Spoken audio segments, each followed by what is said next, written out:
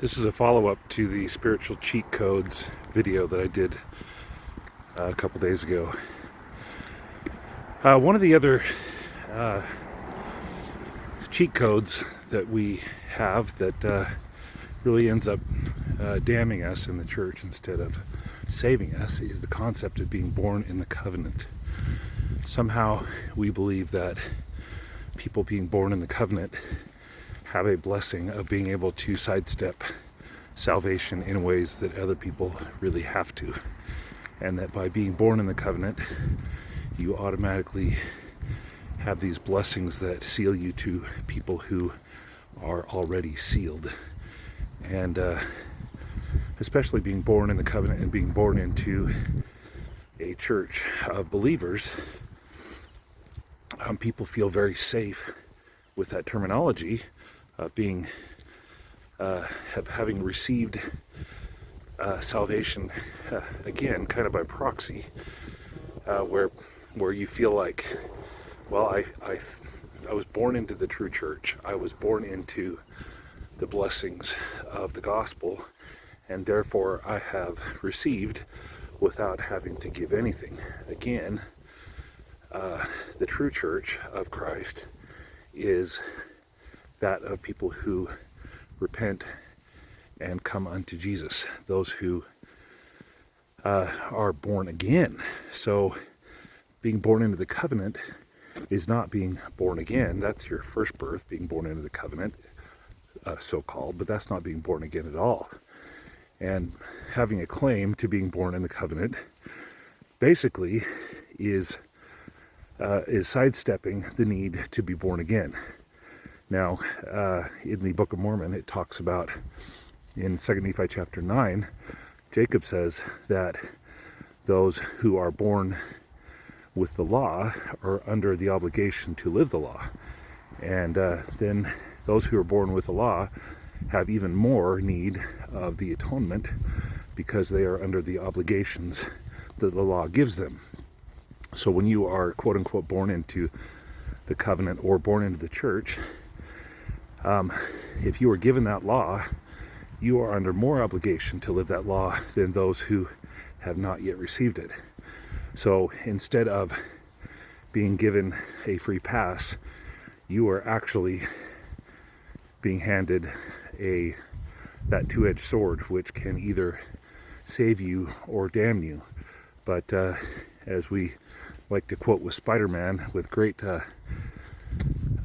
power comes great responsibility. With great knowledge comes even more responsibility. Joseph Smith taught in the Lectures on Faith that salvation requires a knowledge of the character and attributes of God.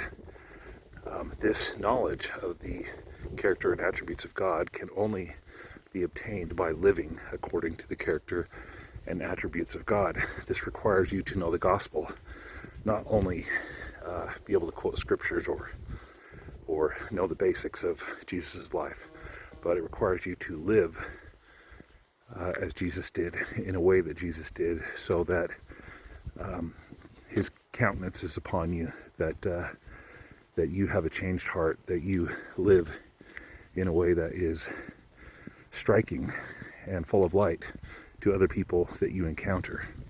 So, again, religious cheat codes, not a good idea, and to give anybody the sense that they are saved based on something that they have inherited by being born into this life is more characteristic of something that Satan would like to tell you than something that God would, because the scriptures tell us that we need to work out our salvation with fear and trembling before God.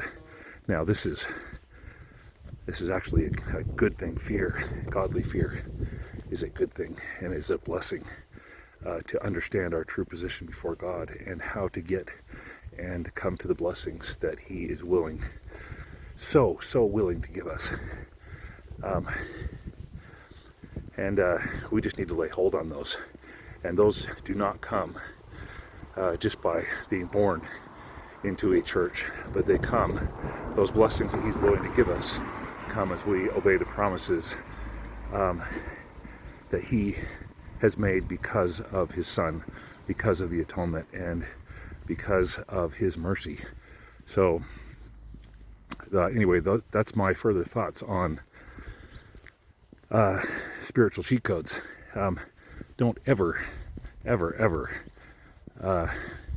take for granted the gospel, and don't ever think that you have a shortcut to salvation, because even Jesus took zero shortcuts. He was born in utter darkness, and he had to navigate that more so than anybody in the history of the world.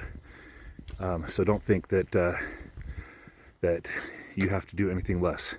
He came to be the way and to show the way, and that way requires a bit of work.